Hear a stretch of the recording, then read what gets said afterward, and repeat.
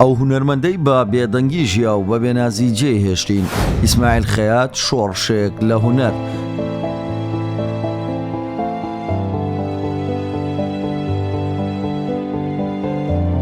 ئەو هونەرمەندەی سنوورەکانی تێپەڕان و هونەری کوردی نیشانی جیهاندا. ئیسماعیل خەیات یەکێک لەو کەڵە هونەرمەندە بە ئەزمون و ناودارانەی بواری شێوەکاری کە ساڵانێکی زۆرە لە ڕێی هونەرەکەیەوە خزمەتێکی زۆری پێشکەش بە پرسی کورد و کوردستان کردو ئەرشیفێکی گەورەی لە تابلۆ و شاکاری هونەری بۆ بەجێهێشتین. ئەم هونەرمەندە لە ڕێگەی بۆیاخ و فڵچەکەی دەستیەوە وێنەی دڵخوازی بابەتە گرنگەکانی ناو کوردستانی دەکێشا و هەر تابلۆیەکی دەبووە جێی سەرنجی وڵاتیانی کوردستان، تەنانەت لە وڵاتانی ئەوروپیش ڕێزێکی زۆری لێدەگیرا و هەمووان سەرسامی خۆیان با هونەرەکەی دەربڕێ بوو.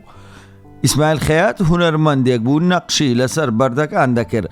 ئەو دەمێک بوو بەردەکانی کردبووە کەرەستەی سەرەکی کارەکانی. خەیات وەک هونەرمەندێکی کوردی ناسراو لە پێشخستنی هونەری شێوەکاری لە کوردستان و عێراق ڕۆڵێکی گرنگی هەبوو. ئەم هونەرمەندە لە ساڵانی 60ەکان هەتا 80ەکان لە هونەری شێوەکاری عێراقدا بەشداری کردووە. ئیسماعیل خەیات لە ژیانی هونەریدا 45 پێشانگای کردووەتەوە و هاوکات ئەندامی کۆمەڵی شێوەکارانی جیان بوو. خەیات لە ساڵی 1944 لە خانەقین لەدایک بووە و خانەی مامۆستایانی بە عقوبەی تەواو کردووە. هاوژینی هونەرمەندی شانۆکار گەزیزە عومەرە.